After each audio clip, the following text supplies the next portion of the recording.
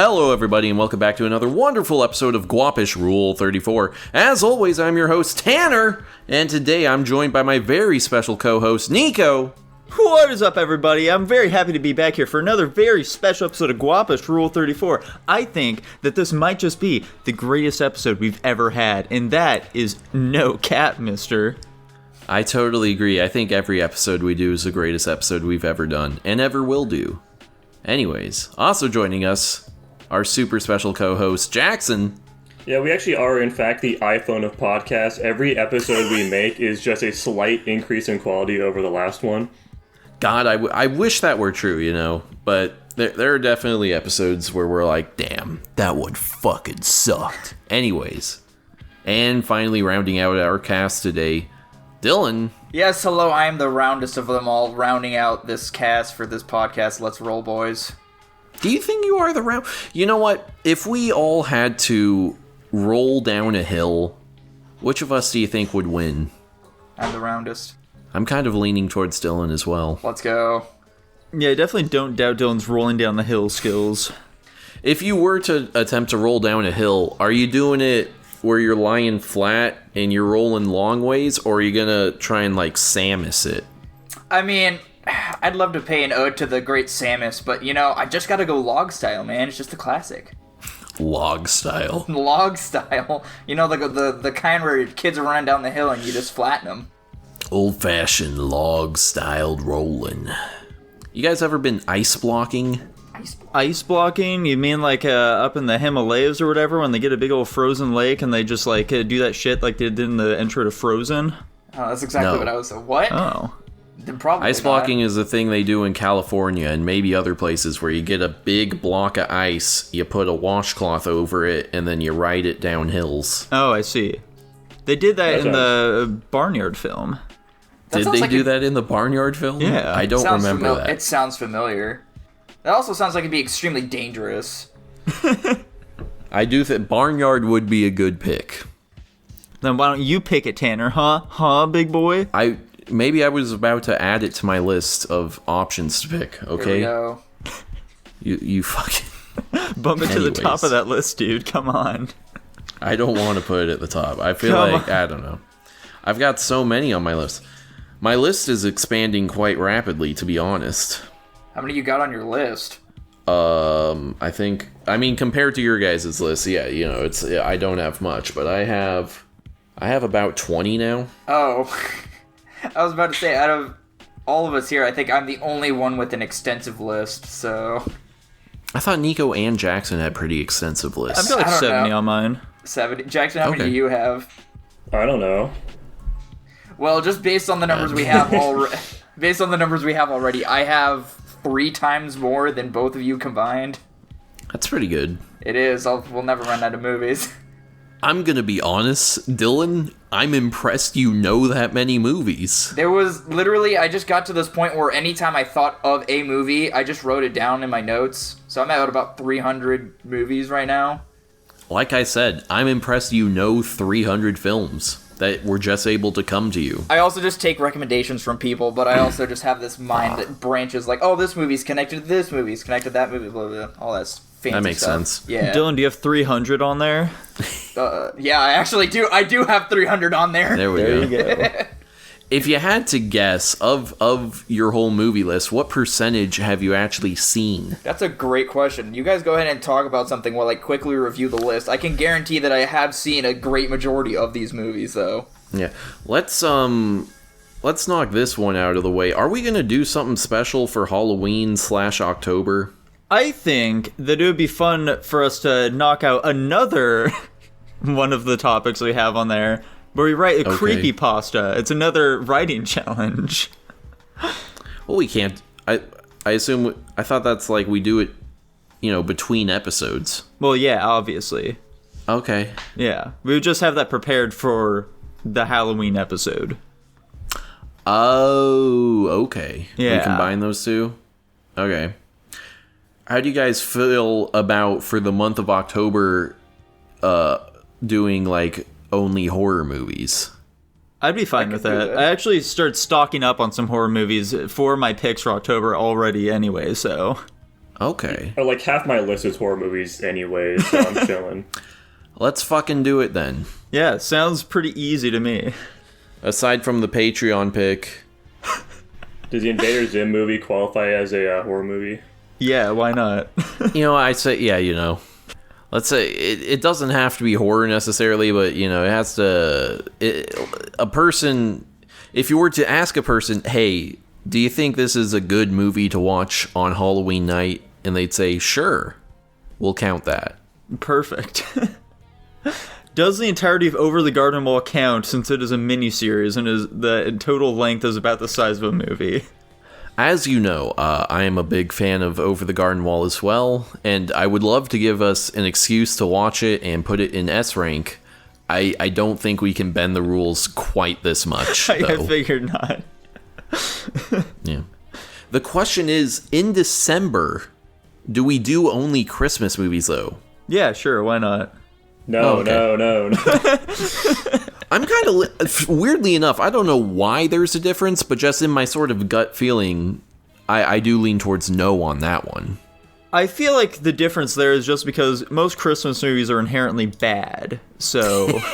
Yeah, there's a lot of scope you can go with horror movies. That's not just like Halloween movies. Christmas movies, I guess we could pick like only family movies or something. Yeah, exactly. Some shit like that.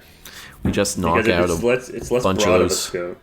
Yeah, we just knock out a bunch of those bullshit like Lifetime Christmas movies. Yeah. I'm definitely Hallmark. Assuming it lines up, I'm definitely picking A Christmas Story during Christmas at some point. There you go. Yeah, I definitely have a Christmas film that I'm also planning on picking at some point, so I'm sure I'll knock it out in December. Yeah. We'll cross that bridge when we come to it, I suppose. Yeah, I guess so. Now, Dylan, you could have just given us an estimate. I don't know why you're scrolling through your entire list and counting. About 70 of the 300 movies I have not seen. I thought you were going to say the 70 is the number you have seen. So 230 of the movies, give or take, I have seen. Truly unhinged behavior, frankly. That's too many movies, Dylan. Why have you seen so many? I like movies, man. I don't know. Blasted. That does seem like a lot of... Would you say you watch a lot of movies, Dylan? I watched a lot of movies when I was a kid. And Okay. it wasn't even strictly kid movies, too. Like, there were plenty of quote-unquote horror movies I watched as a kid. Or just movies that popped on at daycare while I'm sitting at home. And I was like, oh, this is kind of interesting. And I just sat there and watched it. Because you get those channels that, like, just line up movies back to back. And you just kind of sit there for hours on end. So that's the majority of it, too. But, now, on that list, Dylan, do you think there are any potential S tiers on it? I sure hope so. Out of the 300, I mean, to be fair, I had an S tier swiped away from me that was on my list, so I'm hoping that doesn't continue to happen, but I'm hoping at least Jurassic one... Park? Yeah, it was. Don't you worry, Dylan. It'll come down from S tier someday. No, it won't. Yeah, I'm re-ranking it. I should figure out how to get into Dylan's list so that I can steal any potential S ranks from him. Yeah, Dylan, let's all share our lists. No, it's Yeah, okay. why not? I'm good.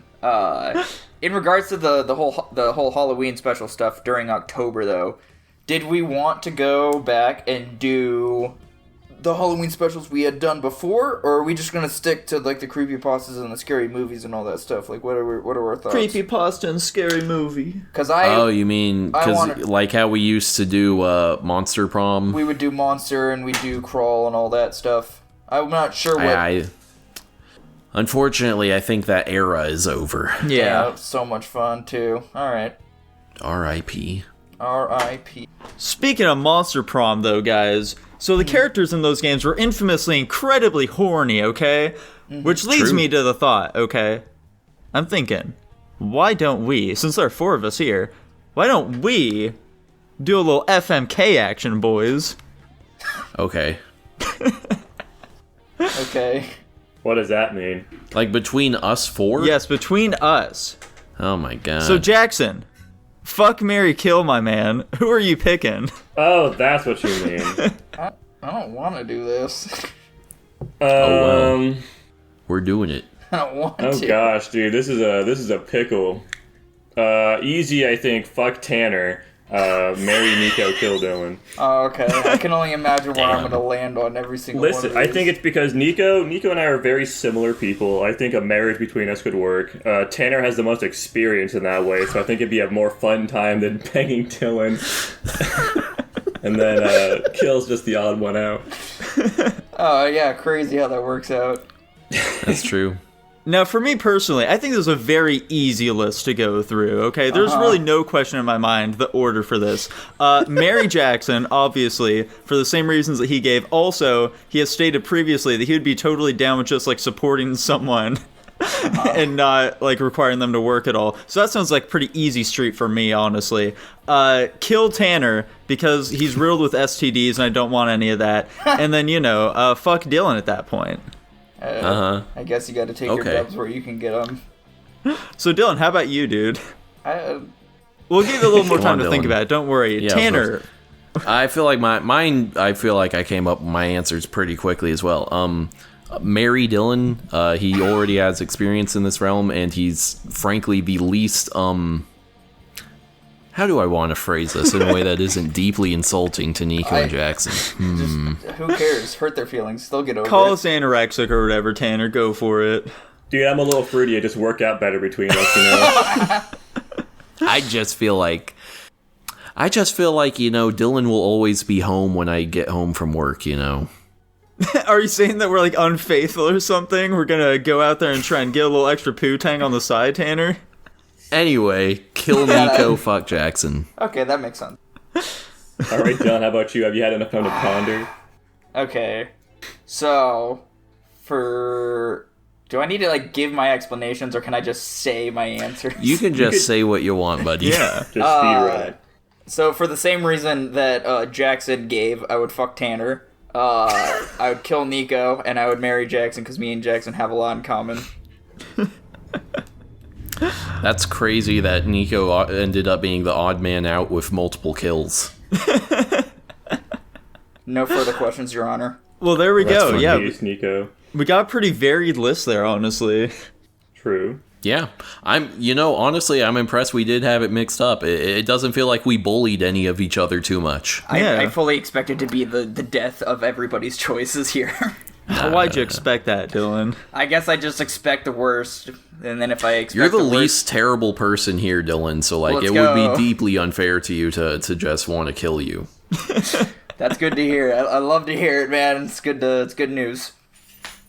All right, now, so that topic was actually a branch off of something that Dylan had initially posted, which was Yeah. a Guapish smash or pass. Now, Dylan, what exactly was that?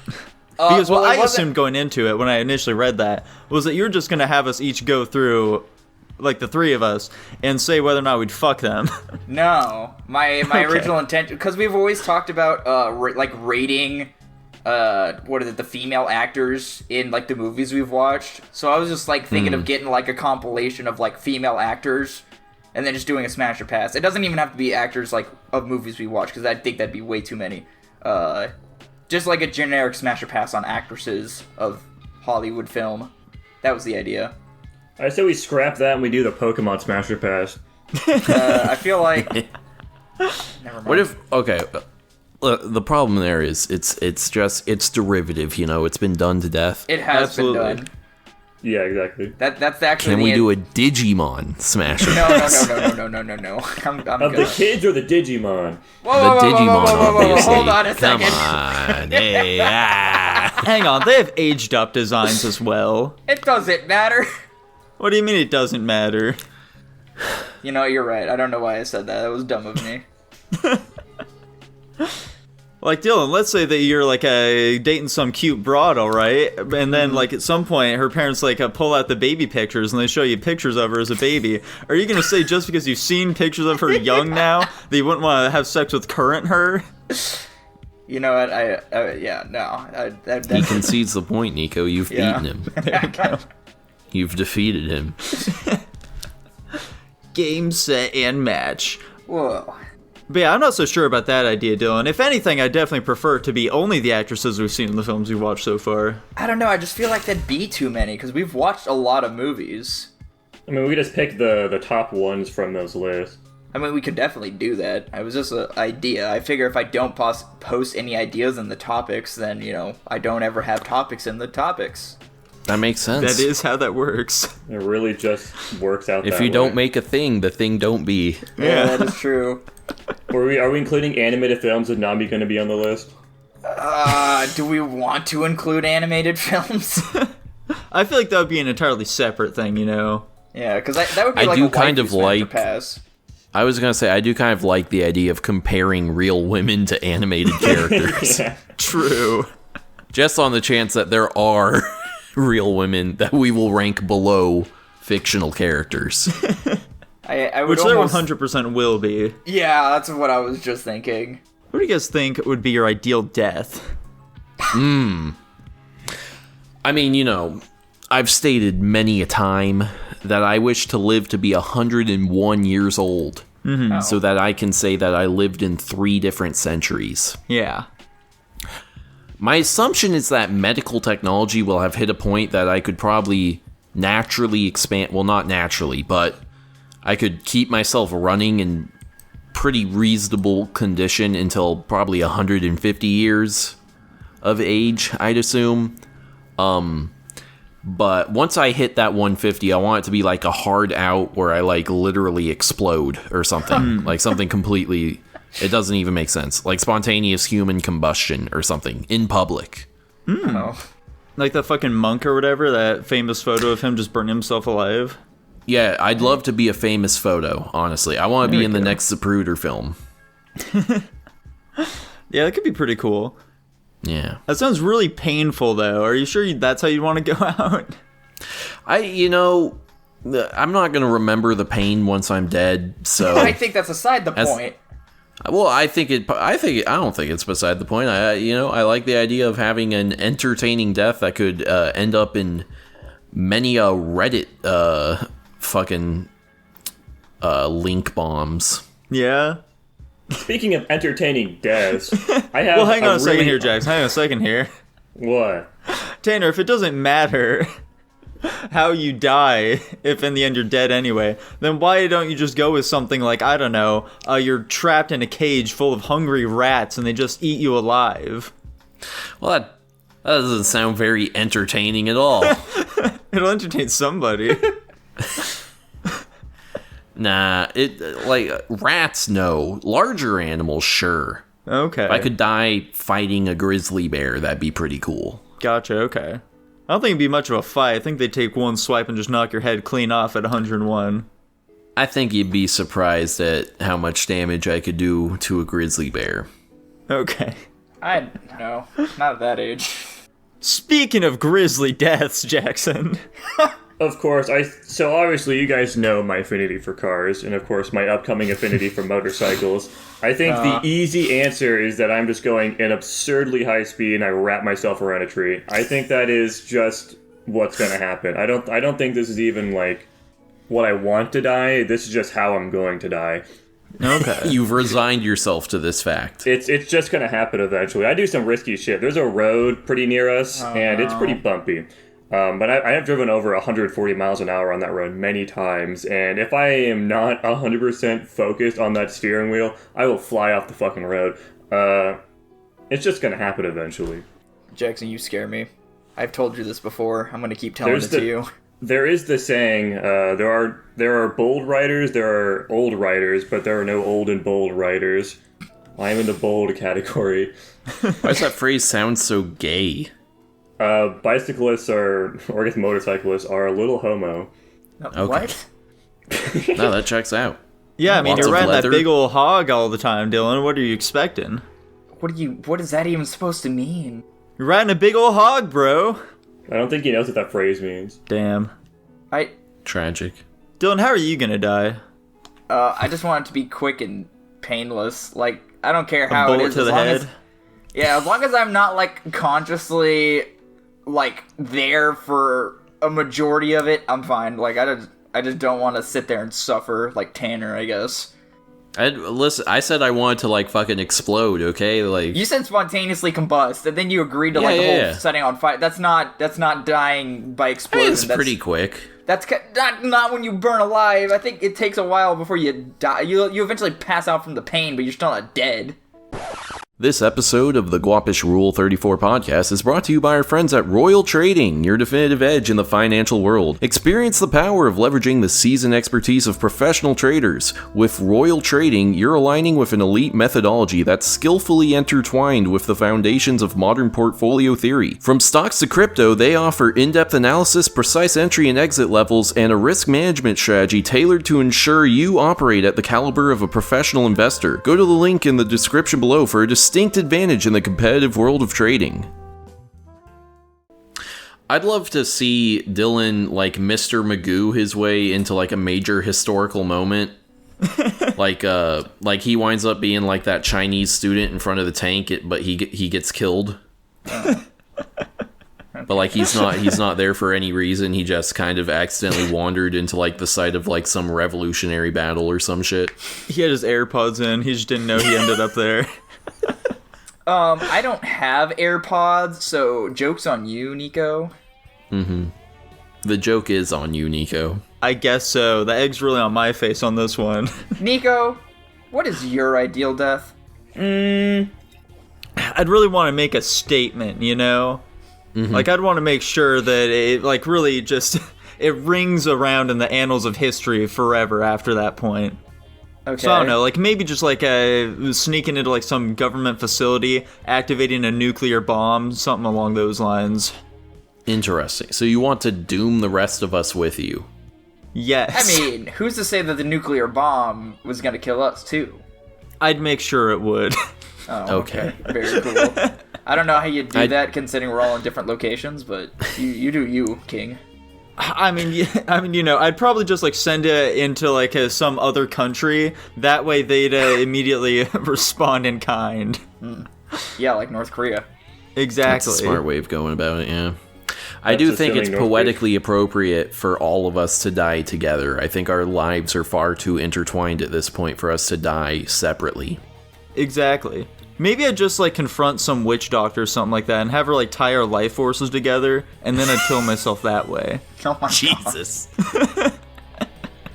Speaking of our lives being intertwined, which of the four of us do you guys think is going to drop off the podcast first? Dylan. I think it's unlikely that we all just keep doing this forever. What a dire question.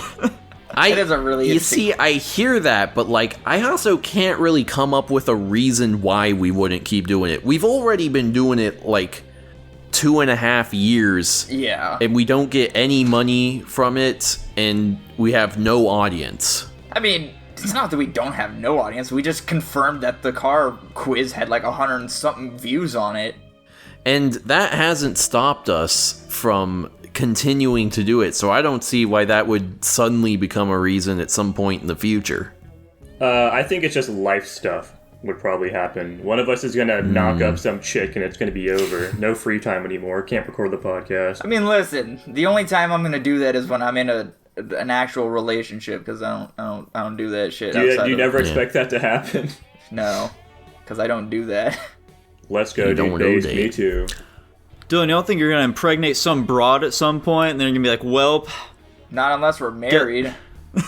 What if she pokes holes in the condoms? The fun fact: don't give them access to that stuff. Keep it hidden for only you to know where it is. Hidden. You're in a relationship with someone for like a year, and he's or like, no, that's a big barrier for me. You cannot know where the condoms are. Listen, man. That sounds like some me shit. I have no trust. I feel like the smarter move is just keep them in your wallet. Like, it's somewhere they can't get to, but they still know where they are. It's a bad idea to keep them in there for an extended period of time. Well, listen, all I'm saying is... If it's like, you know, if it's like a day or something like that, it won't be too bad, I don't think. Mm-hmm. All I'm saying is if you need to have enough trust with the person to not do that stuff, so...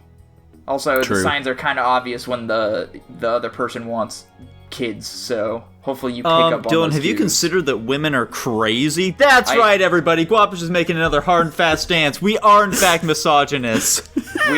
I've been going through the old podcast, and this is definitely a statement that's been said before. Oh, yeah. I don't think any of us can deny this. I just really wanted to codify it, though, you know? Ah, gotcha. We're putting that one in the bylaws. Fuck, what was I just about to say? God damn it.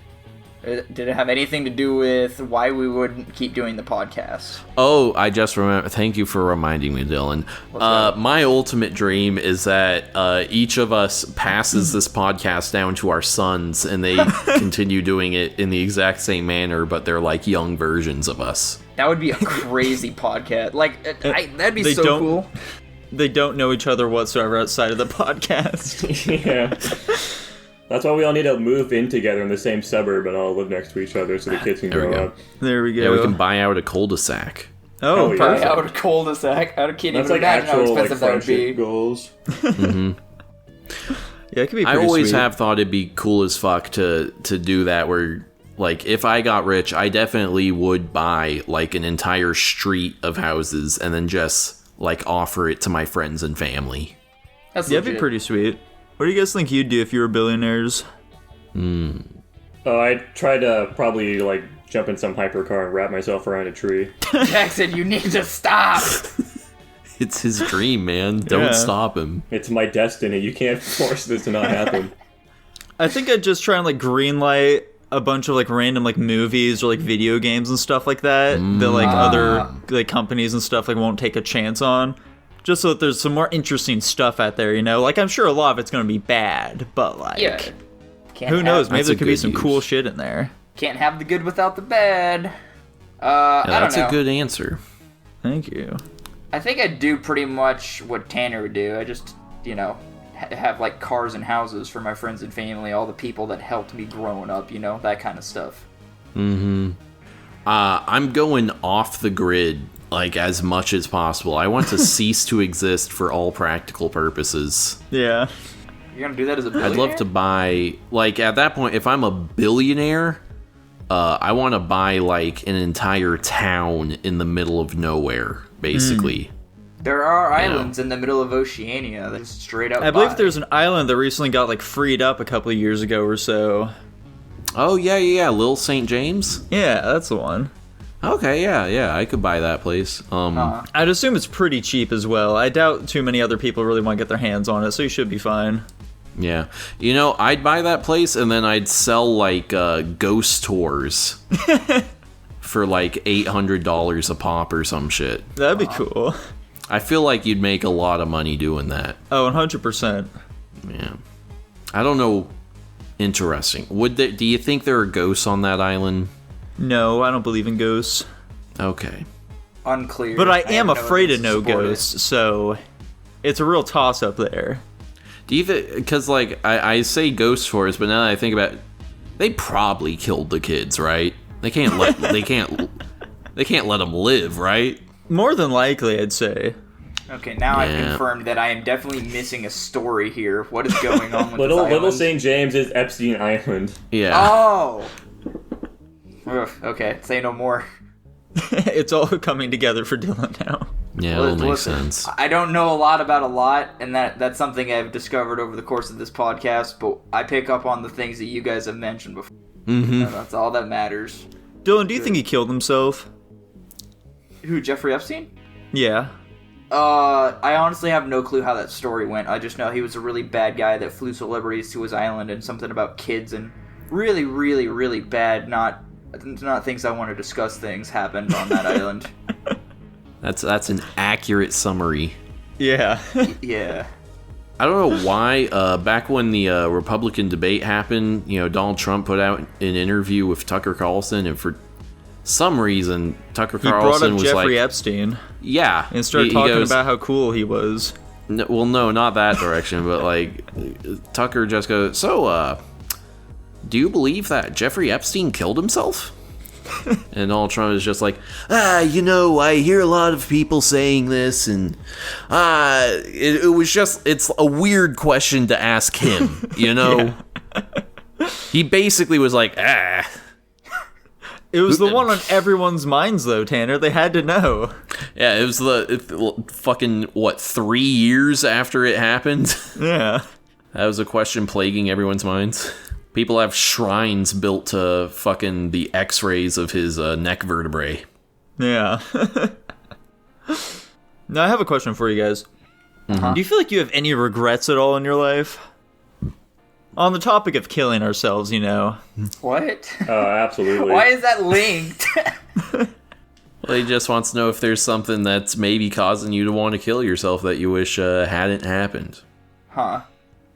That's an interesting connection. Generally speaking, I'm not in the business of regretting things just because, like... There's I feel too like- much at this point. You'd really be just like catatonic if you were thinking about all the things you did wrong. Kind of. I feel like it definitely does decrease your quality of life if you're just constantly thinking, man, I wish that thing that's already done wouldn't do. Yeah.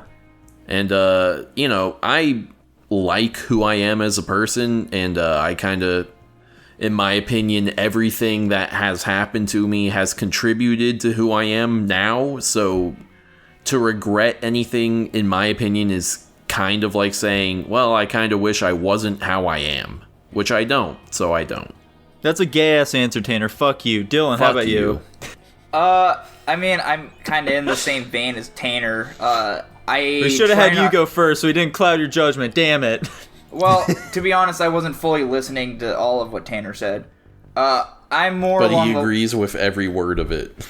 I'm more along the lines of, I think it's okay to consciously admit that you have regrets, but not to, you know, constantly linger on them. Like, I've done things in my life that I've definitely regretted and wish I had Like done. what? Give us the answers. I don't know if I want to share that. Let's just say, like, I wish I had put more thought into things. Like, one big issue with me, too, is, like, I have regrets for things that aren't even my fault. And I've constantly had people tell me, like, well, you weren't even in control of that situation, so that wasn't even your fault. And I guess an example for this was, I was on some, like, scholastic history trip in, like, 7th and 8th grade, and, like, our flight got delayed, and then they were like, oh, we're gonna pay for you to stay in New York for, like, another, like, 2 nights at, like, a DoubleTree Hilton, which was super fancy. And then my dad got, like, pissed at my mom, and he's like, he's got to come back because it's my time to see him. And I thought for whatever reason that whole thing was my fault because my classmates are assholes and made me feel like it was my fault for causing my teacher strife or whatever. So, What the fuck? Yeah. Because I, like, had to wake up early in the morning the next morning at, like, 1 or 3 in the morning, and she had to, like, drive me to the airport because, like, my dad was being a fucking dick and made me come back early from my school trip. So, That's so strange. Your classmates would blame you for that. yeah, they're like, yeah, you just couldn't, you had to leave. You made it difficult for these people. I'm like, I know now it's not my fault, but yeah. Just in general, wish I had put more thought into certain things. I regret getting Mochi's balls chopped off personally. Why? And I also regret not convincing Ed Jackson to not get Shimi spayed. I really wanted them to have cute little babies. That would have been so adorable. But Shimi was spayed like a year before Mochi even came to existence. I should have stopped him. They would have had very cute little babies. Like, just imagine how cute they would be, man. No, Shimi does not like Mochi that much. Well, Mochi's a little asshole. Maybe that's because, like, you know, if she were in heat, it would cause her her womanly instincts to be let down a little bit and be more okay with Jesus. them. I mean, that's literally how that works, though. Cats in heat just kind of let it happen. Exactly. Interesting. Her natural modesty would go away.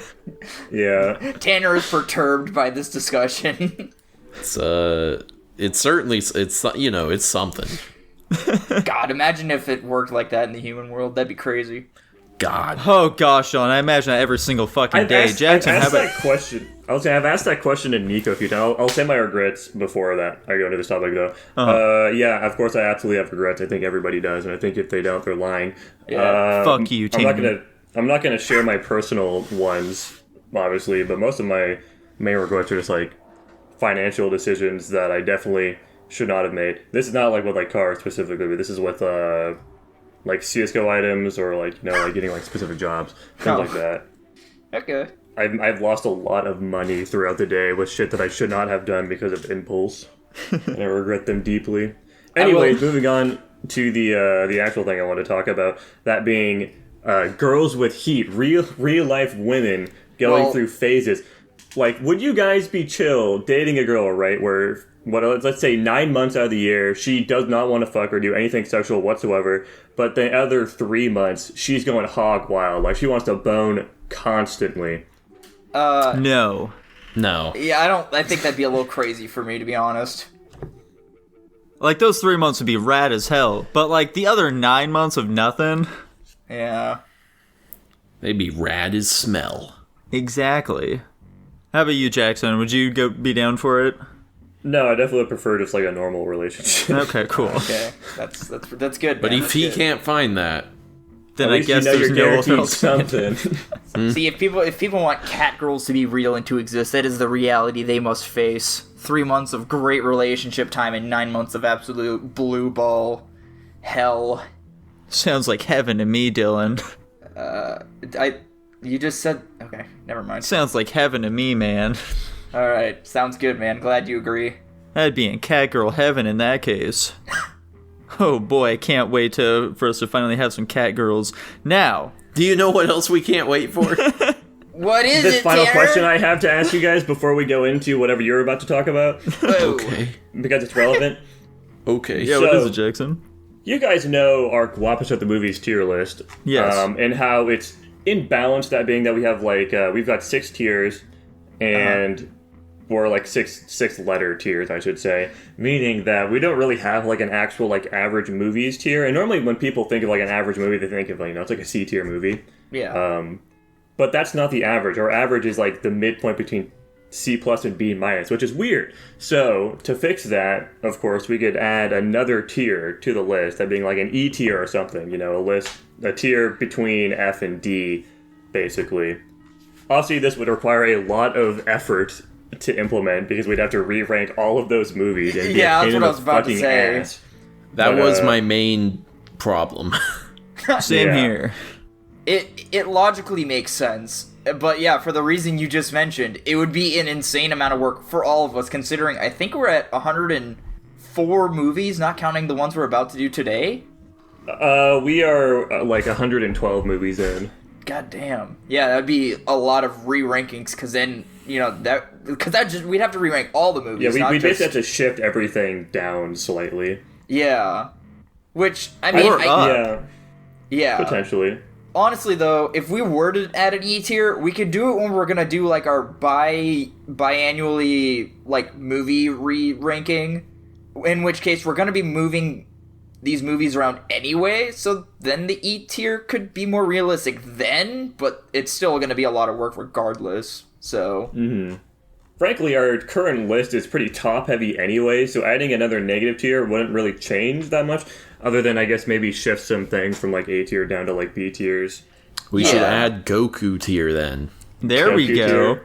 Can't be B. I mean, to be honest, when I rank movies, I honestly just think of C as average, and then C minus is slightly below average, and C plus is slightly above average, and I know that's a statement that has been said by Tanner and Nico when rating movies anyway, so, like, I never really thought much about, like, to be honest, I didn't even know there were 6 tiers. Now that I know it, Yeah, does bother me a little theoretically, bit. a slightly above average movie is like a B minus to a B.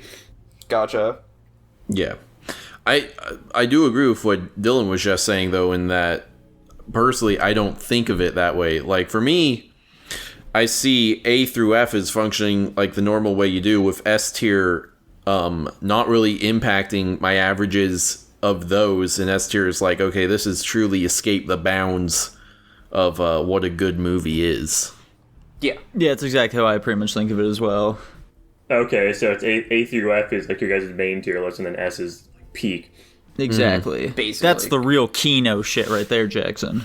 F is Gotcha. also just strictly what you would call unwatchable. Like, you watch the movie, like, God, this movie's terrible, and you would actually never go back to watch that movie ever again. And, like, D is like, Yeah. I mean, maybe if there's nothing on, I'll watch this kind of stuff, but... It was bad, but there's at least some value to it. Yeah, like, there was at least one redeeming quality for this movie. Okay, that's fair. Yeah, I'm not in favor of doing the E tier thing anyways, just because we've been doing this for so long. I don't really think there's a reason for us to change, but Right? Yeah. it's worth pondering. True. Much like an That's orb. Yeah, that was an interesting thought experiment, Jackson. Thank you. And speaking of orbs and thought experiments, I think it's time for yeah. Guapish at the movies, boys. Guapish at the movies. Da-da-da-da-da-da. It's the last time you can do it. It will never be allowed to be done ever again, okay? Ever. Yeah. 10 years down the road, we're gonna allow rewatch it now. No. I don't know if I'll rewatch movies unless I actually enjoy them. Dylan, True. you apparently loved all these Jurassic Park movies, though. I wouldn't say loved all of them. I definitely put, I think it was Jurassic Park 2 and like, what was it, C-, C+, something like that? Something low. It's gonna be like B when he checks it. Nico, what did we watch this week? Whoa! We got so many great movies. I'm kidding. This is probably one of the worst weeks we've ever had with Guapish at the movies, to be perfectly What? honest. This is a rough Worst? fucking week. Worst? I mean, I don't know about that so one. boys. I think you're capping right now. this is absolutely one of the worst weeks. We really did not have any great movies whatsoever in here, not gonna lie. So, boys, this week we watched some pretty crazy movies. First up is gonna be our Patreon pick for the week, Cube 2. Oh, yeah. Cube 2. Hypercube. As requested Hypercube. by Lava Skin. Whoa, thank you, Lava Skin. Now, boys, Cube 2. This film... What the fuck do you even say about this movie? So, like, you know, it's another situation like the previous Cube movie. You got a bunch of people who are in a cube, okay? It's just a bunch... There's so many fucking people this time around as well. I don't know why they got such a big cast for this one, and fucking Is it Cube the same 2. number as the last one? I don't think so. Because at the very least, pretty they sure- at the very least, they keep them around significantly longer in this one as well. Yeah. Whereas, like, you know, in the first one, they really started chugging away at him pretty quick. Anyway, Cube 2, we've got our main character. She's some fucking woman. Then we've also got, like, some crazy guy, okay? He's a PI. He's in the cube to investigate where some fucking lady went. Then we've also got some blind girl. She's blind and Asian. Then we've also got, like, some tech boy. And then we've got some hot girl. Then we've also got some nice guy who I thought was going to be a pedophile, but he's not. He's just a nice guy. And I think there's some other characters. Whatever. They don't fucking matter. There's some old lady or some bullshit. So, they start walking around the cube. They don't know where they're going. They're sometimes end up in the same room and stuff. It's weird. There are all these weird inscriptions on the cube. They realize it's a fucking tetrahedron or some fucking bullshit where it's a 3D, 4D cube, some shit. It's a hypercube, okay? It's the hypercube, and it's being linked with different dimensions. That sounds cool, but it's not, because it's fucking boring and poorly implemented. And so eventually, they start running into other versions of themselves. What? That's crazy. They see them die. They see themselves die. Whoa, that's crazy. And they start to get, like, you know, disbanded from each other. They start going off into different cubes, and they can't find each other anymore. That's crazy. But then they start finding alternate versions of each other, and the PI guy, he starts going crazy. He starts murdering the same guy over and over again. It's crazy. And then eventually the cube just collapses and the movie ends. The end. Let me give a quick temperature check. This movie You guys- sucks, Tanner. Do you like it more than No. the first Cube? Absolutely not. I think this movie does everything worse than the first original movie. Interesting. I thought this movie was significantly better than the last one. What? Yeah, the acting was we've got- way better. There are What? two sides on the Guapish podcast: Cube 2 enjoyers and Cube 2 haters. I enjoy Cube 2 slightly more Oh my than god. Cube 1. You thought this was worse than the acting in the first one was so disjointed and just not The good. acting in this was atrocious. It wasn't that bad. What are you talking about? The fucking Alright. blind girl Pretty was the rough. worst. The blind girl was pretty rough. Let's go over the like aesthetic differences here. I want to touch on that real quick. Okay. Obviously, this one is much lighter. It's all Yes. blinding white. It's clean, and whatever the other one was much more industrial and dingy. I feel like I'm misremembering this. Were the people in their street clothes in the last one, or were they all No, wearing like? they're all wearing like some uniforms.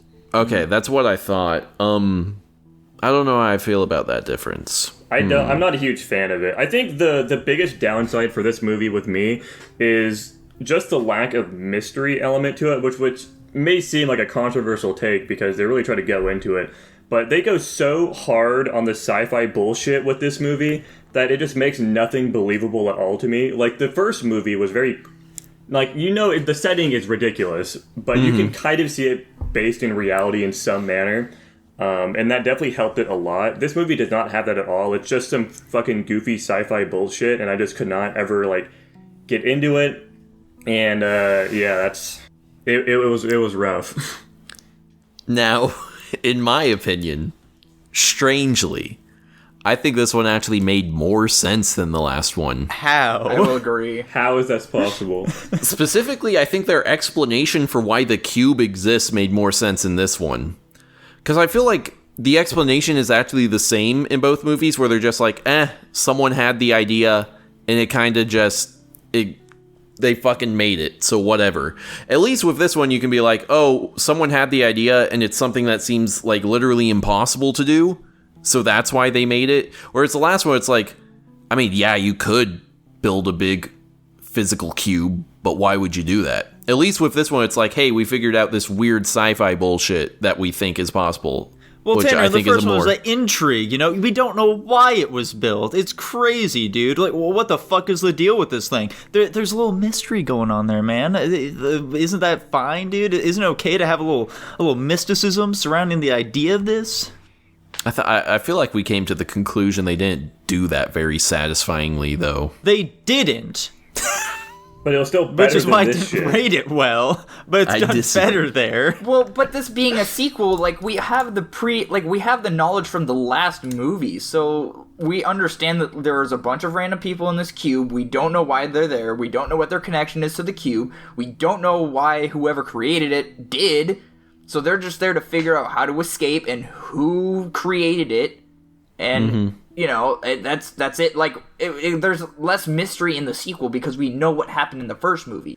But these are completely separate, like, objects, so I don't think it's really that comparable. Yeah. They are, but also, like, I'm trying to... This movie very... Maybe I'm wrong in saying this movie very closely followed the same formula from the first movie. As far as casting and plot goes, because you still had the crazy guy, you still had, like, this... The old lady had dementia, I guess would be like the kid who had the mental disorder in the first movie. And you have like some, I don't know who else it would be. Maybe the blind girl or something, I don't know. Why did this movie hate Jerry so much? That's what I'm wondering. Yeah, I think just going back and forth, just killing this man and eating him, what the fuck? Well, to be fair, though, he also looked like he killed Becky a lot, though, too, because he had a lot of her, like, badge things clipped to him by the end of the movie. True, but they also, like, we only saw one Becky die. We saw multiple Jerrys die. Well, we did, but also, yeah, the whole thing with the badges. Also, his, like, phrase was like, I'm so hungry. Like, he said that to literally every single person he ever found. Is that not more entertaining than anything in Cube 1? That this guy, fucking spent apparently decades, like, murdering and eating people in the cube, and then he shows up at the end as an old man? I think the idea of that's funny. Yeah. It's an interesting idea. They still don't really do much with it, though. Yeah, I don't think it's executed very well, but I like the idea of it. I thought it was really cool when they're in the final room and she, like, stabs him in the eye and then turns around and there's him as an old man with his eye stabbed. I thought that was neat. I thought that was playing with the concept in an interesting way. I will say, though, too, well, would you guys say it's bad movie writing when you introduce a concept such as quantum physics that people aren't going to understand and just expect that to add to the mysticism of the movie, or do you think that's bad? Not inherently. Yeah, it's fine. Yeah, and that's what I kind of interpreted. It's like, okay, quantum physics, not everybody here is going to know what quantum physics is. It seems like this old lady is the only one here who knows it, even though she's got dementia or something. But I mean, one thing that I don't know if I was disappointed with this or not, because the first Cube movie had a lot of, can't remember the name of the game, but basically in the second movie, there were, like, no traps, basically. Like, the rooms didn't have any death gimmicks in them. Like, some of them, the time was warped where it was slowed down or sped up, or, whatever, and then there was that weird, not even invisible wall, it was kind of like the temporal wall or whatever that, like, would just vaporize people, I guess, if it touched them. Like, that, I figured that would be, like, a decent, threat, but they were kind of just nonchalantly jumping in and out of rooms, which, again, I don't know if that's, like, a bad or a good thing for me, because I just remember in the first movie, they very heavily, like, emphasized, like, hey, be careful going into these rooms, they could kill you, and in this movie, it was just kind of them, their only goal was to like figure out how to get out. So That's another massive downside I actually have with this movie, that being that there really just isn't nearly as much of a sense of tension, especially just comparing it to the first one. Like, the first movie, because there was just that constant looming threat of traps that could literally just kill them all, there was massive tension throughout just the entire thing, and then obviously it, like, really ramped up with the character drama about them trying to escape and, like, the big, fight at the end. This movie, I feel like, really just didn't have that tension at all, just because there was very few traps. There was, like, three specific traps, I think, and none of them were even really that dangerous to them. Like, the only reason people died to them is for stupidity, and then of course Jerry when he got ripped apart by the fucking the ball thing because they just didn't understand it. But I really just didn't feel any sense of tension at all. There was no like atmosphere to this movie. Just like the whole like setting as well.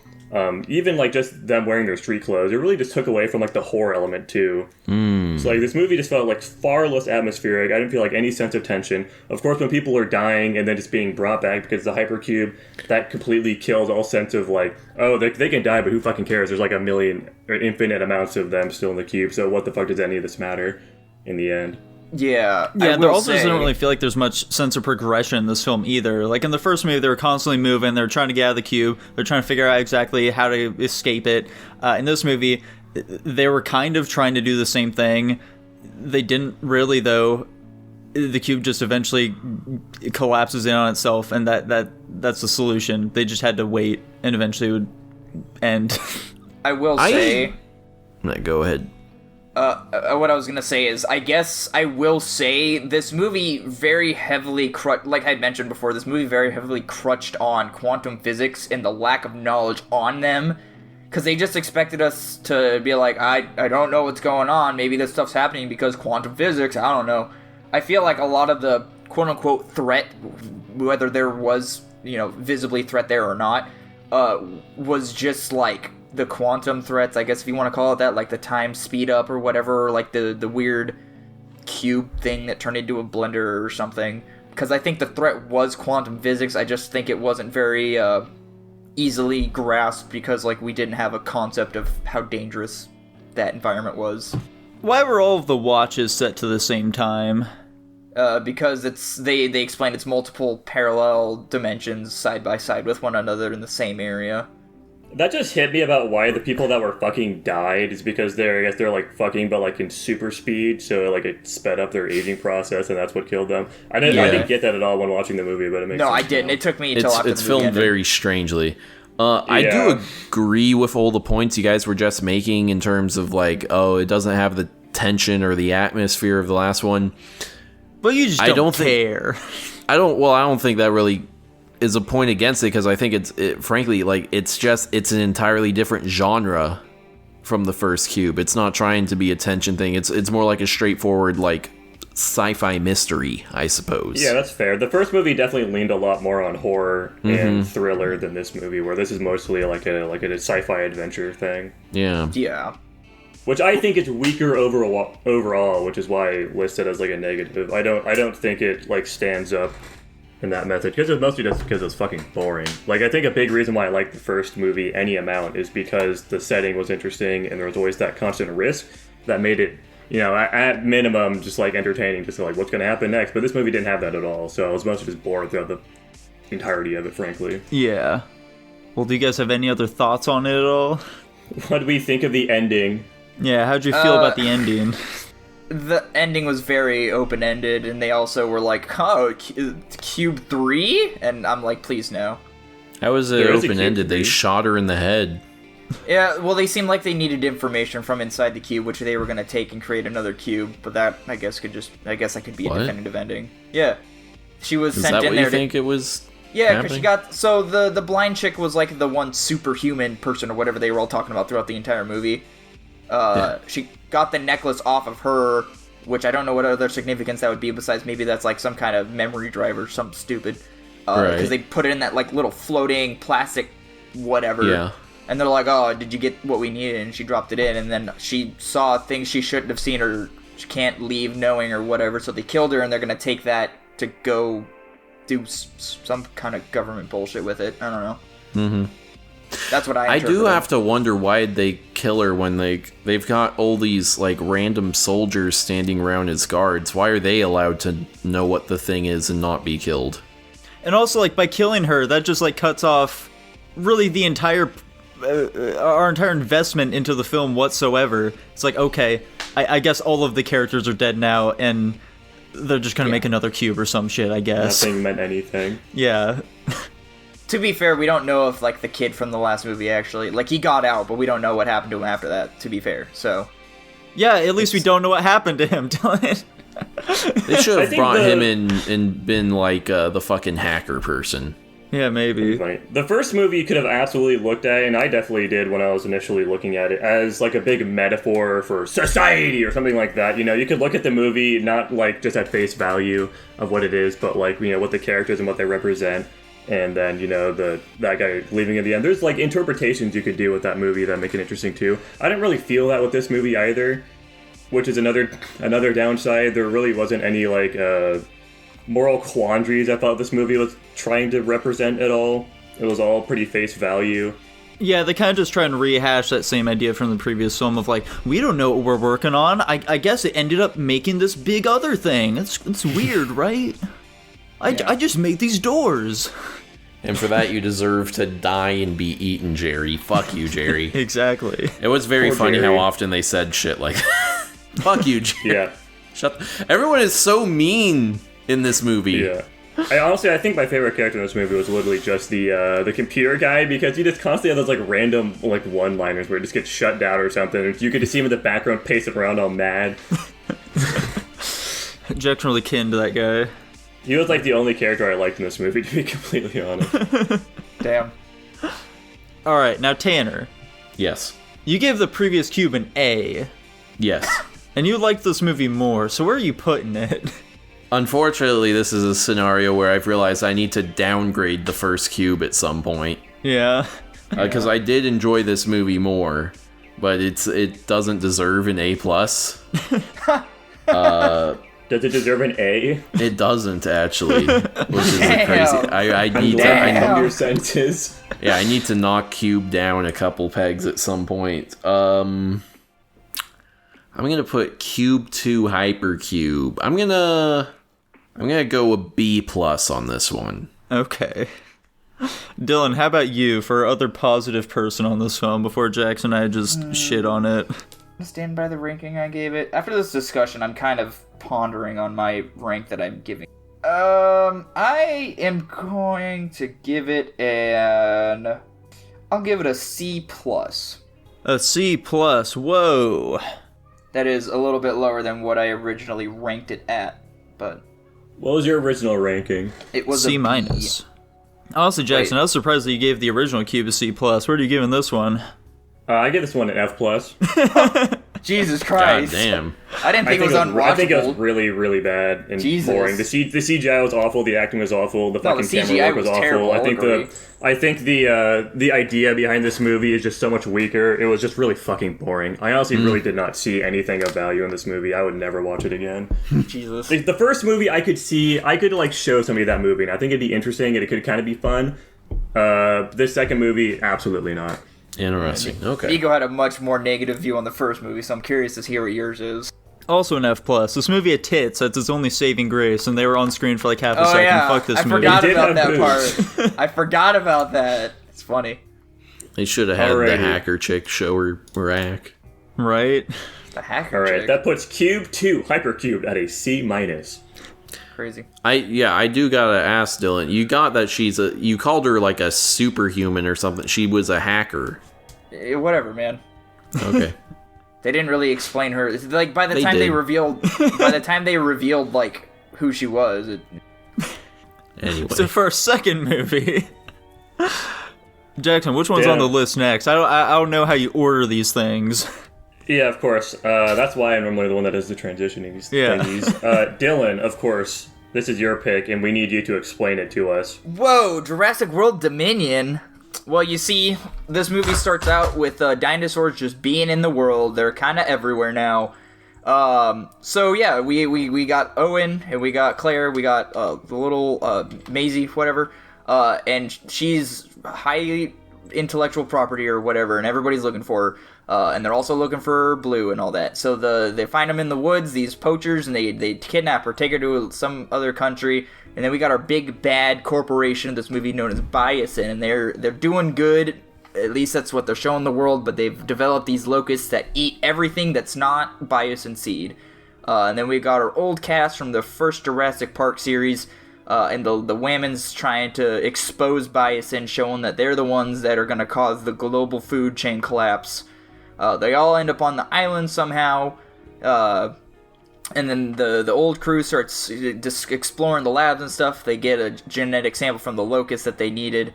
And then Owen and Claire and them they're crashing on the island trying to save Macy, and then everything goes wrong. Absolutely everything goes wrong. Main bad guy tries to torch all the locusts to get rid of all the evidence. They end up breaking out of their containment, flying across the island, ultimately setting fire to the entire place, causing an evacuation. You got everybody gathered in the same place, and you get them all into the central area to escape on the helicopter. There's a big fight, as there is in most of these Jurassic Park movies now. They all get on the helicopter and they leave, and everybody lives happily ever after. They get Blue's baby raptor back to her, and Maisie, Claire, and Owen are one big happy family. What's your question, Tanner? It's more of a comment than a question. Now let's begin, everyone. Okay, I actually wanted to ask Dylan something right off the bat. I want to see how much our discussion of this affects your ranking. So you don't have to, but I'm curious what your ranking for this movie is right now before we do any discussion, and then what it changes to after discussion. I'm not gonna change it because I actually do believe this is a good movie. Your heart's stuck. Okay. What is it though? Let's hear it now. Why do I have to tell it now? Why can't we just discuss it? Just so we can make sure later. Yeah, we're just curious. No, fuck you guys. Okay. I did give them the option to say no. Okay.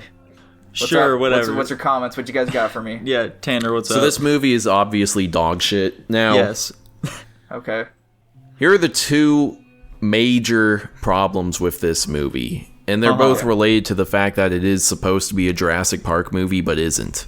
The lesser of these two problems is one, just the vibe of the whole thing, the way it is done, the way the characters behave. This, and I figured this out at some point watching it. I was like, okay, for some reason this is an Indiana Jones movie, but with dinosaurs.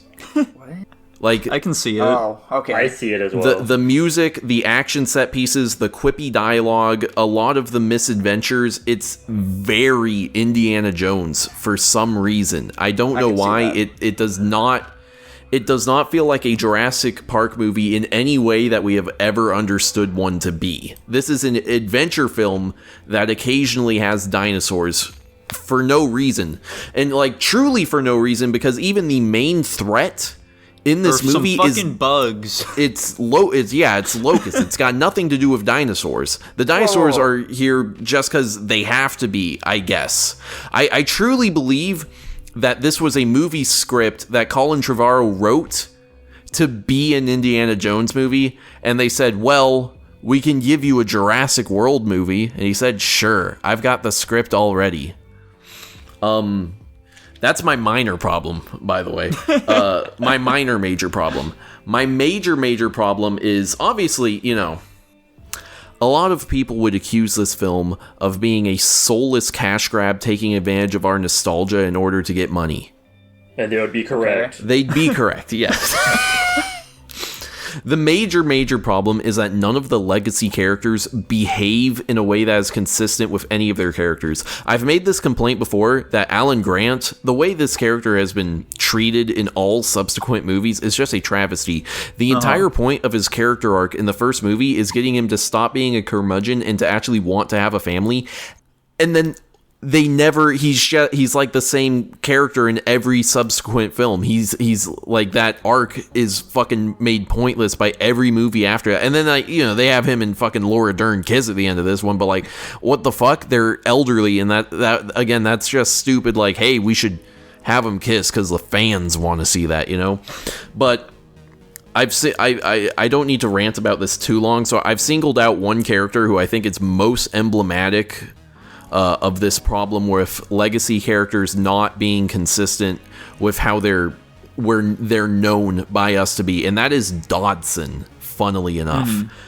You may recall Dodson in the first Jurassic Park movie he appears to be some sort of corporate mercenary. He's like a guy that was hired by Biosyn to get to steal the genetic samples from Jurassic Park so they can use them. He's the guy that talks to Dennis Nedry in the beginning. He very clearly is just meant to be some sort of mercenary that got hired by Biosyn in order to steal these things. Why is he the CEO of the company now? What the fuck? This doesn't make any sense at all and is not consistent with this character whatsoever. Go ahead, Dylan. What's your counter argument? It's not a counter argument. I didn't know that guy was that guy from the first movie. No way! And how would you know? He doesn't act the same. It doesn't make any sense. The ages. It's also a different actor, by the way. It's a different actor. Exactly. And how do we know it's the same guy? Same name. Yeah. Same first and last name. So they wouldn't just do that. Okay. Yeah, they just randomly picked that name, Dylan. Yeah, it's a name people recognize from the first film, so they just brought it back because nostalgia.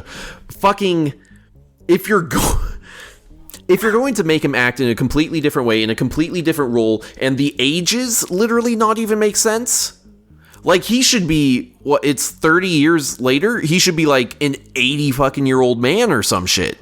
I mean, or 70 at least. He's in his 40s in the first one, for sure. I don't know about that one. Why the fuck is he the same character? Why even... Huh? This shit doesn't make any fucking sense. It's a reference, Tanner. It's a reference. It's a reference. People can point Get and be it? like, oh, he was Dodson. in the first movie. He was in the first... And he gets spit on by the Dilophosaurus just like Dennis Nedry did, but who hired that guy, and... That part makes so much more sense now. Yeah, no, it fucking sucks. It's stupid, it's dumb, it's bad, it's dumb. Okay. Fucking... The CGI in this... The dinosaurs look pretty good, for the most part. What is up with that in the really early part where the little girl goes to the construction site and she sees long-necked dinosaurs? Did you guys see how bad that snow was on the dinosaur? No. Huh? Why even have that in there? We didn't need that and it looked terrible. Take it out. Fucking... the raptor swimming is fucking stupid. That's not a raptor. Raptors... No! That looked dumb as fuck. That doesn't make any sense at all. Raptors wouldn't be able to fucking fly underwater. What? Fly underwater. How would it even know to do that? Yeah, under that freezing cold water. Exactly. Why would it have the instincts to... Anyway. Why does the black lady talk like that? She's like an ex-Air Force pilot. Why does she talk like a fucking Zoomer? What is happening? Speaking of talking like Zoomers, even the fucking old characters talking like Zoomers. Yeah, it's all... Oh my god. Fucking lady being like, oh yeah, he slid into my DMs. Listen, man, I just associate that with typical boomer behavior trying to fit in with current culture or whatever. No, dumb, it's not bad, a raptor, stupid, it's a pyroraptor. There's a difference. Crazy. It has raptor in the name. It has raptor in the name. It doesn't matter. It's not a raptor. It's a pyroraptor. Sure. Yeah, so I find it really hard to really say much about this film. I don't know how I can really keep rehashing the same thing of saying this dinosaur movie is bad and I don't like it, you know? Like, this is by far the one that all the actors just, like, really obviously didn't care about. Like, Chris Pratt is just, like, he's totally out of it. He doesn't fucking care about this movie whatsoever. The hand thing is fucking stupid. Why do they keep doing it? Because it's worked, and people love it. They memed it when the first movie came out. The fucking dinosaur in this movie isn't anything like the Joker. They fucking lied to me. Yeah, what are they talking? I was about to ask you about that. What do they talk? That's because I've seen this one, and you kept saying that quote. I'm like, what are you talking about? In his statement, he was like, I really wanted to make this dinosaur like the Joker. He just wants to watch the world burn. What? Yeah, it doesn't make any sense. Eating berries. Doesn't make any sense. I've linked that article before. Yeah. Wow.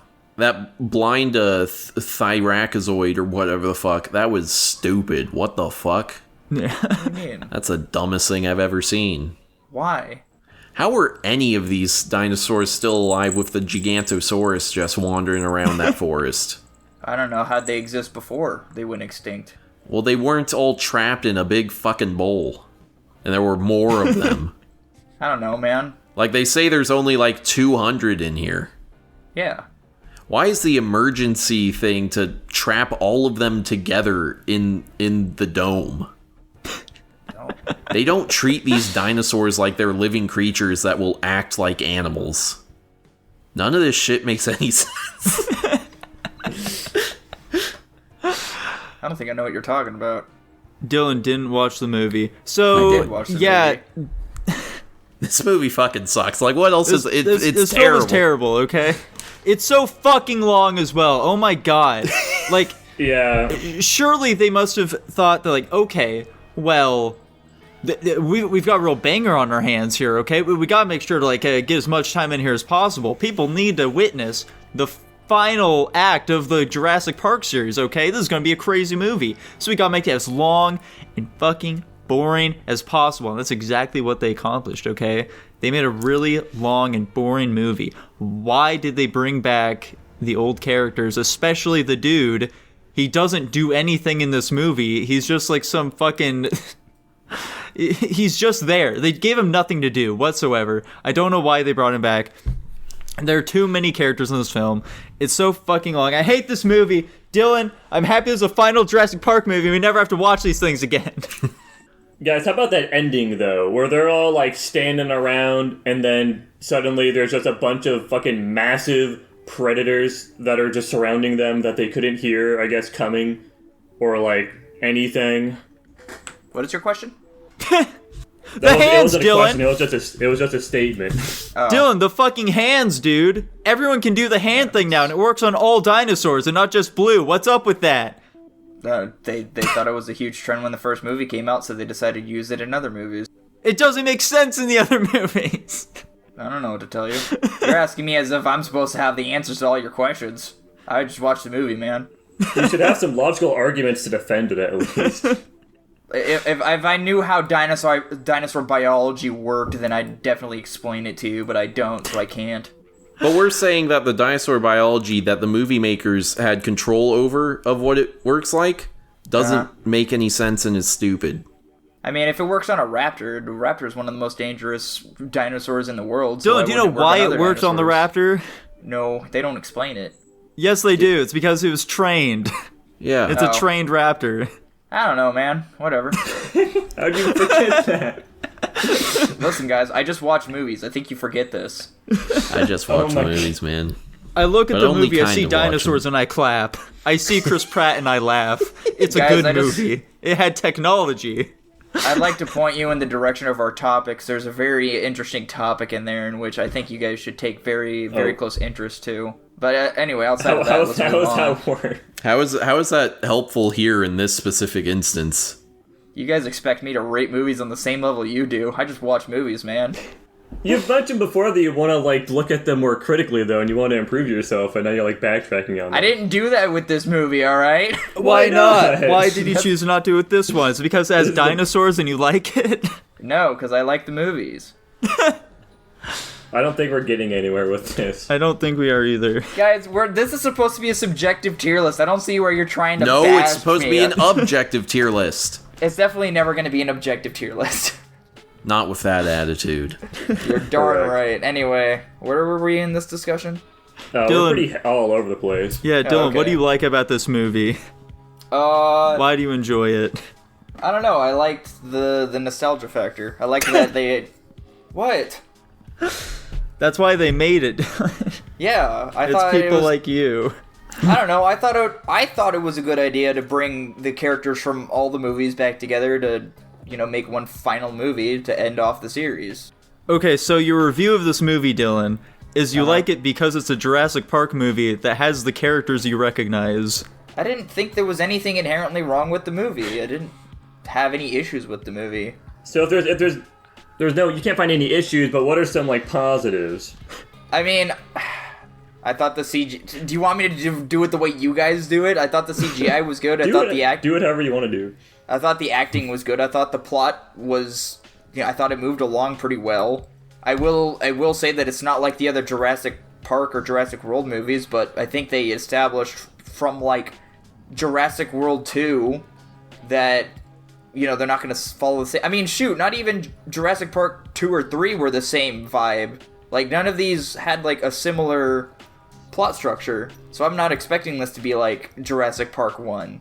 If anything, the movies kind of match up with each other, where Jurassic Park and Jurassic World are most similar. Jurassic Park 2 and Jurassic World 2 are most similar. The only odd one out is this one, where Jurassic Park 3 and Jurassic World Dominion aren't necessarily relatively the same thing.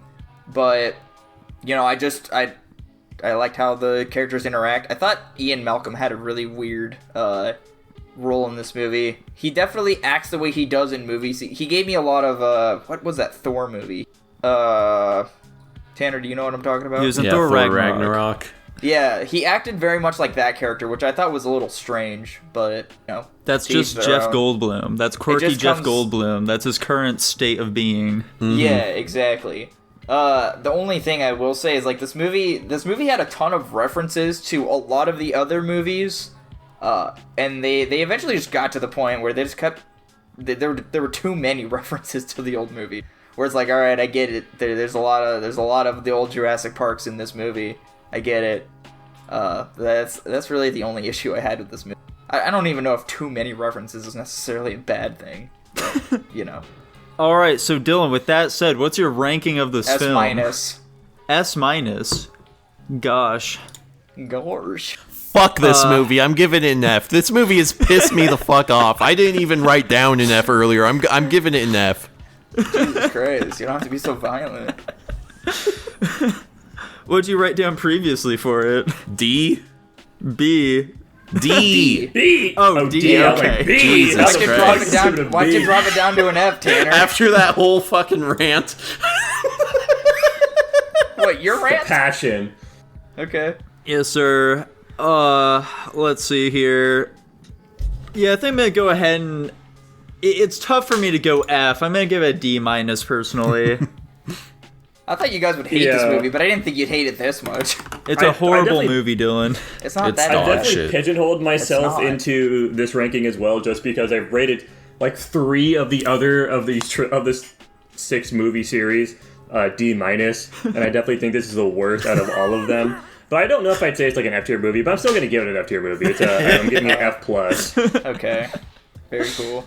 Just because I think it's worse than the other ones. Yeah. This Probably is a a D D plus. plus movie. Boys, Fair I have a enough. human calculator. How honestly- the mighty have fallen. I honestly think this. In order of like the second trilogy, I think that this movie's better than the second one of this trilogy. But I still think the first one of this trilogy is better than both of them. Okay, Dylan, if you had to, without looking at how you actually ranked them, if you had to put all 6 of these movies in order from, let's say, worst to best, how are you going? Worst to best. Worst would be Jurassic Park 2. Next would be Jurassic Park 3, Jurassic World Fallen Kingdom. Then it would be Jurassic World Dominion, Jurassic World 1, and then Jurassic Park. I'm very impressed you got that at the very least in the same order you had them. Oh, is that exactly how I have Yeah, them rated? that's, yeah. Oh, wait, Jackson posted it in the general chat, didn't he? No, you didn't. Oh, wait. Yes, he did. I was just checking. Wait, I was looking at it as you were saying that, buddy. did you delete it, Jackson? Why do you mean? Somebody... No one did anything, buddy. No, I definitely... Somebody, You're fucking imagining things. I don't I'm know not what imagining. you're talking. There was a screenshot of, like, how I rated movies. Like, specifically the Jurassic Park ones, and I'm pretty sure Jackson did it. You're I going don't know. crazy right now. What's our no. this one landed at D plus? Yes, D Alright. plus. What's our last one? That is, in fact, my pick of 2014's The Maze Runner. This is an adaptation of the book series, of course, following us through the first book, The Maze Runner. Anyways, the basic plot synopsis is we've got our main character. He's going up some elevator, and he lands inside of this like big grove, in which he is immediately clowned on by a bunch of people, and he's very confused about what's going on. He then figures out that there is a massive maze that they're all stuck in, and they're like in the center part of the maze. There are people called runners that are going out into the maze to try to find more information and figure out how to get out of said maze. There are also monsters called grievers, I think is what they call them, that are roaming the maze. With a G. Grievers? Yeah, that's what Grievers. I said. Yeah, don't worry. I was also mistaking it whether or not they're saying grievers or reavers throughout the movie. Reavers would sound a lot cooler than grievers, in my opinion. But yeah, no, and the grievers will sting them, and that'll make them go crazy and want to kill people, so they have to like sentence them to death. Anyways, the main character guy, there's like one big head honcho of the camp that everybody really likes. He gets stung, and while another runner's trying to bring him back into the camp, the doors close because they close at nighttime for the maze to like move around and shift and all that shit. And he runs out there into the maze to try to help him get back in. They're unsuccessful in that, and then they have to attempt to survive a night in the maze, which they do. Him and the runner end up even killing a griever. They come back with this information. They save the guy. He goes to get medical treatment. They then go and find the body of that griever. There's like a tracking device thing in it that they use, and then in which they go out later into the maze. They find where that tracking device is pointing them, which happens to be like some big spooky hole.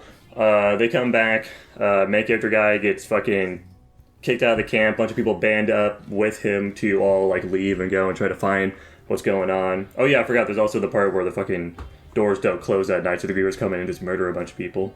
And this happens after they get like kicked out, I guess because the people thought that he was like the cause of that happening. So yeah, they go out into the maze with like a big group of them to try and find that hole that they previously found. They get there, there's like a big fight with all the grievers. They get into the hole, and it's like this lab where a bunch of people are dead, and they get some like lore dump about what's going on, and then they get picked up by a bunch of people that supposedly quote-unquote rescue them, and then the movie ends. Yeah, so I definitely think this is by far the best film that we saw this week. That's fair. I also thought this was a great movie. I definitely wanted to see this movie for a very long time, and it stands to show that this would have been a very nice movie to watch that I've never seen. I think I own all of them. Unfortunately. Unfortunate. Well, yeah, I'm saying unfortunately because I own them and haven't seen them. Okay. I think this is a very competently done film. This obviously came out at a time where teen dystopian movies were all the rage. Yes, sir. They were a dime a dozen. Hunger Games. This one I think is probably the most interesting out of all of them. Yeah, I read all the books for this series, and I really liked them personally. I was big into them teen dystopian dramas back in the day, and I gotta say, Maze Runner was probably my favorite amongst them. I would agree with that as well. I think I read the first two books, but I literally do not remember a fucking thing. I know I read them. I don't remember a fucking thing. Yeah, I remember basically nothing from them as well. It's like little tidbits here and there, like big set pieces. I'm like, oh yeah, that happens at some point, and that's about it. Right. But as far as the actual movie goes... Honestly, I don't have a ton to say about this movie. It's a very straightforward and competently done, like, adventure mystery thing. The only real complaint I have is I wish the ending wasn't so blatantly sequel bait, you know? Yeah. I wish we got a bit more closure on the ending, but that's kind of all I have for it. But in that same vein, like, when you guys go to watch movies, would you prefer a movie to end and not expect a sequel, or would you, like you said, there's this movie... Okay. Yeah. I prefer every movie to be self-contained. Yeah. Okay. And then if there happens to be sequels, like, oh, how are they gonna continue off the last story kind of thing? I think there's good writing practices you can do where you're leaving those drops of mystery and stuff throughout the movie, which would want to entice people to want more, regardless of them baiting you into that in the end anyways. Yeah. Like, I think this movie had plenty going for it just in and of itself without needing, the fucking ending to really, like, force it. Yeah. Yeah. Like, really, here's all you have to do, for this movie, for it to have a not sequel baity ending, in my opinion. Literally, instead of having the army guys come and grab him in the lab, They see the lab, it's weird, and they're like, well, let's go. And then door opens, and it's blinding white, and you don't see anything, and then it fades to black. And then at the beginning of the next movie, they get grabbed by people. Yeah. Akin to Cube 1, if you will. Yeah, akin to Cube 1, if you will.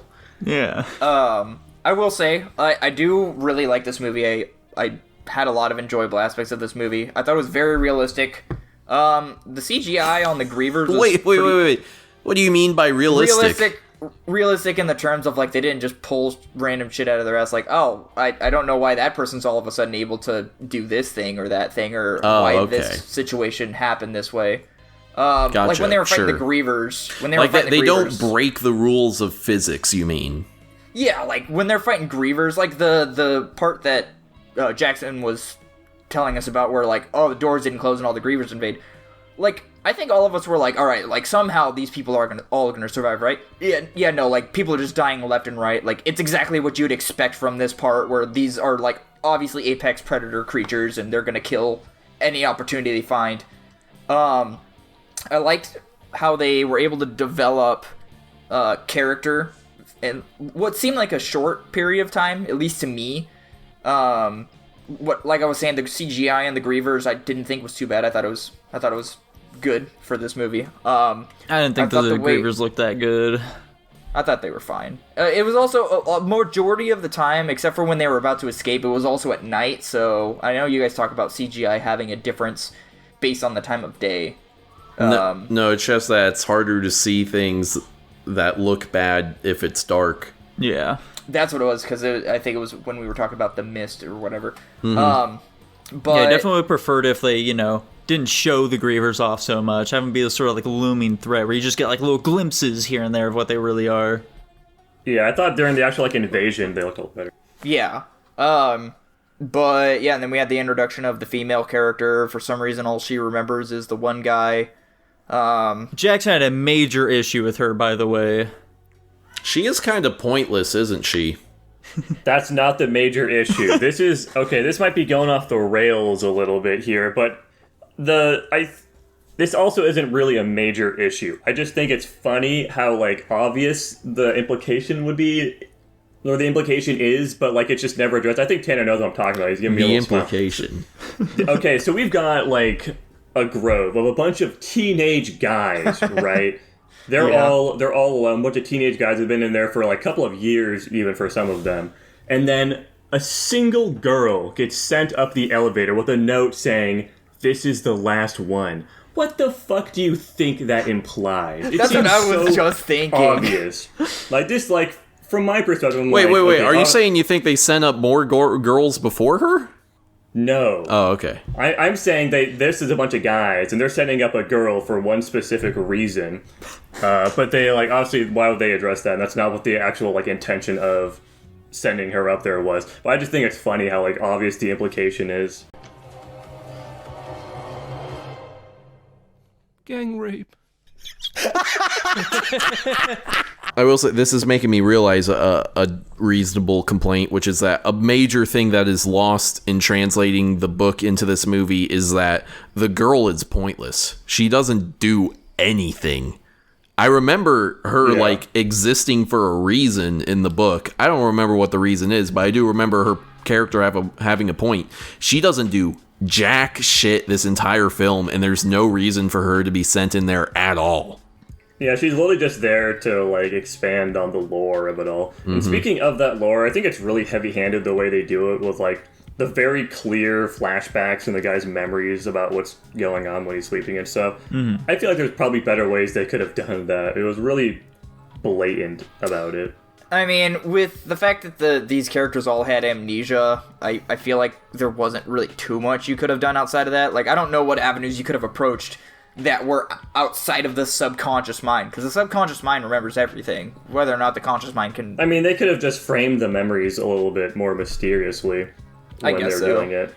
They were kind of repeating, but... Could have obscured it a bit more, Yeah, but, whatever. Yeah, did any of you guys have a favorite character for this movie? I'm only asking because I had a favorite character for this movie. Not really. No, honestly. Oh, well, alright. Never mind then. I mean, who's your favorite character? It was the one Asian guy who was the veteran maze runner. I thought he was pretty cool. I liked him. I remember liking him in the books. Oh, that's good, I guess. He dies at some point. Don't get too attached to him. Don't tell me that, god damn it. All right, guys. I'll tell you what, Dylan. Almost every character dies in the books. I can imagine. This is very much a Divergent Hunger Games era movie, so it does not surprise me too much. I think Yeah, there's so only there two actually- characters in this earlier. film who actually make it to the end. Yeah, there actually is one major flaw, but not with this movie, but with this series as well, specifically this adaptation. So I picked this movie for two reasons. I know exactly what you're going to say. One because, or I put it on my list for two specific reasons. One because, obviously, I had read the books previously and I was interested in seeing the adaptation because I'd seen it previously but I didn't remember anything about it. And two, because there was one very specific scene in the books that I really wanted to see get adapted to a movie, because that was frankly the only thing that really stuck out to me about this entire series. And that was the scene in, it's the second book that it's shown, so it's fair that's not in this movie, where they're traveling through some dark tunnel, and there are these metallic ball things that basically latch onto people's heads, and then it just cuts their heads clean off. Awesome. Basically, yeah, how it's framed is really cool too. They're running through this dark tunnel. Suddenly they can't hear somebody talking anymore. They reach out into the darkness to try to find where they are, and they find their body, but there just isn't any head there. And then they figure out that the head's on the ground because it was cut clean off, and it's just a fucking metal sphere now. That part is fucking horrifying. It's really, really well done, I think. And it's not fucking adapted into the movies. I went and watched the first part of the second movie, and it's not in there. That shit pissed me off. That was the only reason I wanted to even continue this series. It's not, dude. It's not. I looked it up. It's just not adapted into the movies. Tragic. Maybe they thought it'd be too gruesome. Maybe. I think it's fucking stupid, because that was the only reason I wanted to continue this. So I'm not going to be picking the Scorch Trials. One of you guys can pick up that if you guys want to. I probably will at some point. What was this movie Is even there a rated? third I feel one? like Yeah, there are three movies. The Death Cure. Yes, sir. Okay. Yeah. This movie reminds me of one other thing, but it's a very small portion of the movie, and you guys won't know what I'm talking about, so... Say it anyway. It's an SCP thing. It has a lot to do with end-of-the-world circumstances and the sun and all that. Just happened to remind me of this. Okay. SCPs are gay! Dylan, what's your rating for this movie? I really enjoyed this movie. I didn't have any issues with it. I'm giving this movie an S. Whoa! Tanner looks fucking bewildered right now, downright baffled movie- by that answer. Tanner, what are you giving this one? S is a tad high. It's a competently done adventure film. Like I mentioned, I don't like the sequel baity ending, and the girl being useless, I think is a pretty massive oversight. Again, it's competently done. I don't think it particularly exceeds in any areas. So I'm gonna give this one. I'll give it a B+. Whoa. Fair enough, dude. And I'm thinking a B for me personally. A B feels Damn. about right. Jackson, how about you? I also gave it a B. There we go. Holy shit. Okay. Yeah, I think it's an all right movie overall. I don't think there's anything that crazy going on. And yeah, that puts it at an A-. I will say, Jackson, this movie is in fact rated PG-13, so I would imagine having kids decapitated by metal spheres is probably not in the cards for this movie. I mean, they could have done a show not tell kind of thing. With the Yeah. blood. I guess so. They are in the darkness the entire scene. I suppose. And there we go. Alright. Yeah, that was in fact by a pretty decent margin the best movie we had seen, Yeah. according to the tier list. According to you guys, maybe. And now, it's time for us to pick some more movies, guys. Some more crazy movies. Roll the Patreon, Jackson! Let me roll that motherfucking Patreon. And it is the Texas Chainsaw Massacre by No way. Holy smokes. Kyler Nikolai. Kyler Nicolai. There we go. Thank you for requesting that movie. Yeah. And it is Nico and Tanner's pick. What are you guys picking this week? Yeah, so by the time the next episode comes out, we'll be in October by then. So I guess we can kick off our spooky horror movies then, yeah? I suppose so. Sure. All right, sweet. Tanner, you go ahead and pick first for that. Okay. Well, let me see. I think I only have one horror movie on my list currently, so I suppose I'll be going with that one. I'm gonna pick Terrifier. Oh. Maybe also Never called heard of The it. Terrifier. Regardless, I've never heard of it. You'll recognize the main bad guy from it, probably. Gotcha. Let me look this up really quick. He's become a bit of a pop culture icon in recent years. Gotcha. Yeah, I recently added quite a few horror movies to my list. These are all allegedly pretty solid ones. However, I'm actually going to go with an earlier one that I picked, and I'm going to have us kick things off for October with a little Babadoo Spook, boys. How does that sound to ya? A little what? Babadoo Spook, bro. Babadoo Spook? It's just the Babadook. Oh, Babadook. But I like okay. adding the spook on the end, you know? Alright, well, I didn't know Gotcha. what the fuck you were talking about. Oh, I've seen this movie before. I watched this haven't. movie with my mom in theaters. Interesting. Why? I don't know. It was just her and I too. It wasn't like anybody else in my family. It's a weird movie to go and no. watch with your mom. Well, there you go, folks. no. We're going to be starting off the spooky week of, or the spooky month of October with Texas Chainsaw Massacre, The Babadook, and Terrifier. I'm already scared. I am too, to be honest. And speaking of being scared, Jackson, would you like to tell the people about the Patreon?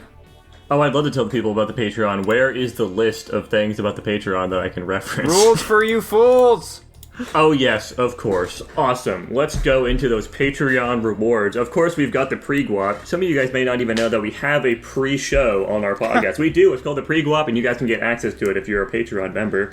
Of course, you also get early access to the episodes themselves. The second they're done editing is the second they're posted onto our Patreon. You get access to our Discord where you can talk to us, you can request moves, you can request topics, and you also can interact with our Slimes bot, which you also get 500 free slime coins for. And there's just so much more you get, you know, you're supporting us and the whole business. And it's only $1 a month right now, too. Limited time offer. So, very special thank you to all of our patrons, including Raheem Rajawani, Kyler Nikolai, holy fucking fuck, Top Ramen Man, Joshua Bean, Macho Man Retard Savage, Tutbot, Lucas Ledette, Hunter, and Jacob Edwards. I especially love you, Kyler Nikolai, and as always, thank you for watching. Bye-bye. Bye. Bye-bye.